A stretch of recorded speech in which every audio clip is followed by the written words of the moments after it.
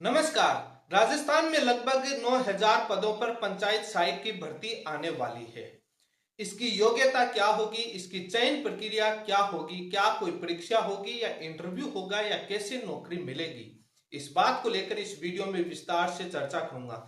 कब तक विज्ञप्ति जारी हो सकती है, इसको लेकर भी चर्चा करूंगा। क्या स्थिति है, इसको लेकर भी चर्चा करूंगा। आप मेरे चैनल पर यदि पहली बार जुड़े हैं तो चैनल को सब्सक्राइब करें ताकि लेटेस्ट जानकारी आपको मिलती रहे। ये विज्ञप्ति को लेकर काफी चर्चा है सोशल मीडिया पर और इस भर्ती को लेकर। वैसे आपको बताऊं तो आज आरपीएससी ने दो विज्ञप्तियां जारी की। लगभग आरपीएससी ने एईएन पदों पर असिस्टेंट इंजीनियर के लगभग 1,000 से ज्यादा पदों पर विज्ञप्ति जारी की। तो इसी के साथ statistical officer, assistant statistical officer ASO के 43 पदों पर विज्ञप्ति जारी की। इसी के साथ राजस्थान कर्मचारी चयन बोर्ड ने जेईएन भर्ती का परीक्षा का कैलेंडर भी जारी कर दिया है। आपको भर्तियों की लेटेस्ट जानकारी मिले, इसके लिए आप चैनल को सब्सक्राइब करें ताकि तमाम जानकारी मिलती रहे।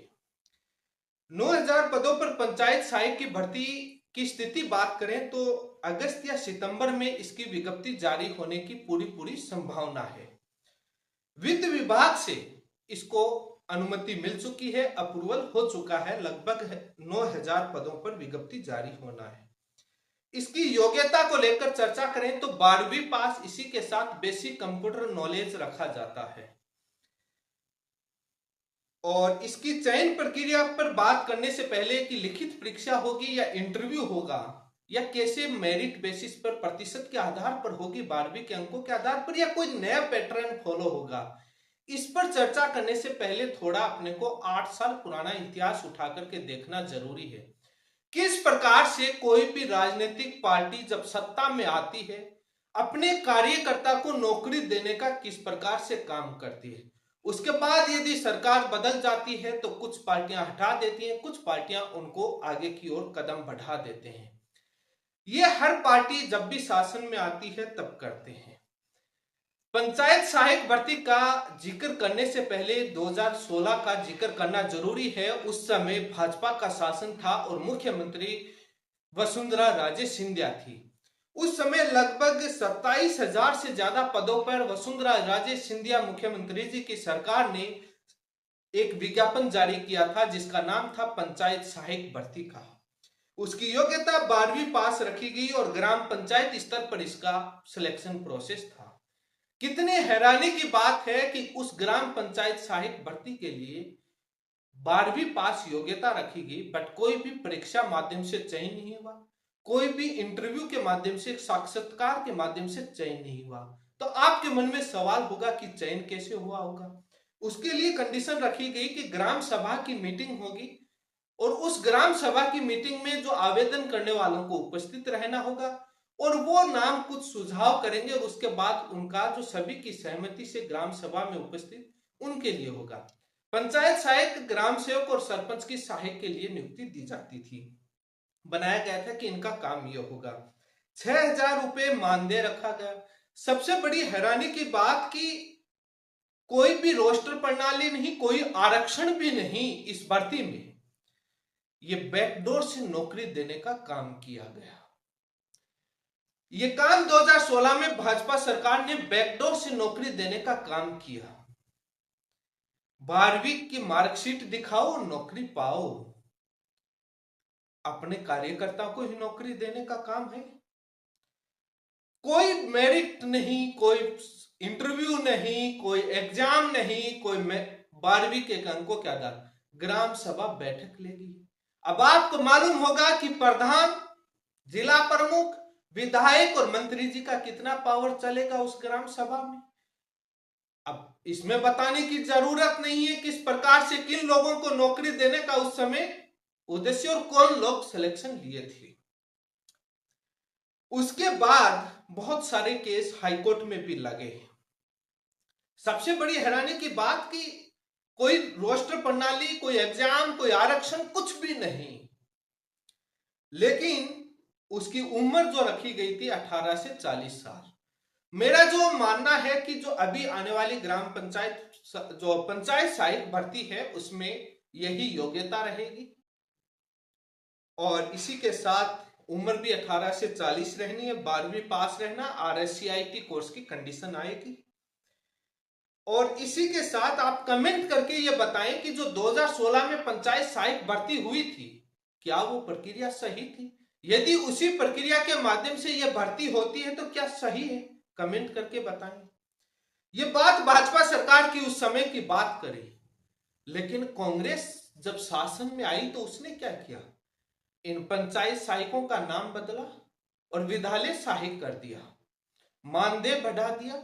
बीजेपी के तमाम नेताओं ने पत्र लिखा, उनको नियमित करने, रेगुलर करने का लिए, पक्का करने के लिए नौकरी और मानदेय बढ़ाने या भुगतान करने के संबंध। उस अशोक गहलोत की सरकार ने उनको मानदेय भी बढ़ाया, नया संविदा भर्ती रूल के अंदर उनको शामिल किया और उनका मानदेय बढ़ाया और वो काम हुआ और पद का नाम भी बदल दिया।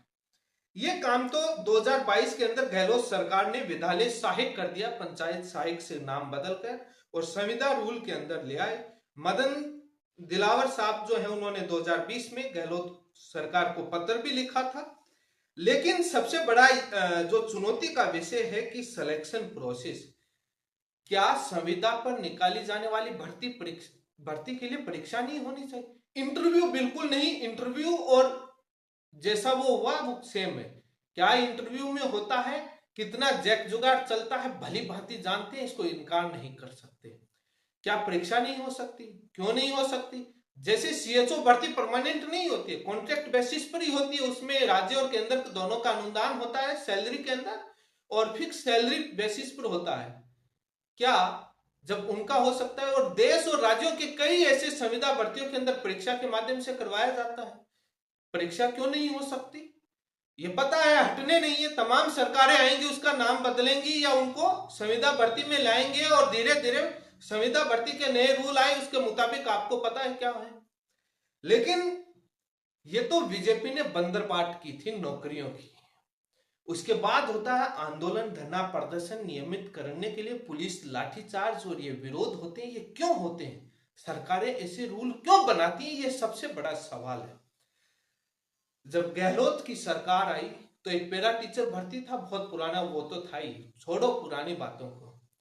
अभी पीछे आंदोलन शहीद स्मारक जयपुर पर चला था, सांख्यिकी विभाग में नौकरी दी गई थी और महीने के काफी शायद 18,000 या 16,000 पर रखा गया था और उनको बीजेपी सरकार ने आते ही हटा दिया। जो नाम दिया गया था वो आपको भर्ती का मालूम है, वो क्या था? क्या इंटरव्यू था? कुछ नहीं था। कांग्रेस अपने कार्यकर्ताओं को नौकरी देने का काम किया था। अब उसके अंदर होता क्या है कि कई बार घूस भी चलती है, बीजेपी वाले भी लग जाते हैं, जो अपनी जितनी ज्यादा पैसा फेंकता है और वो भी लग गई।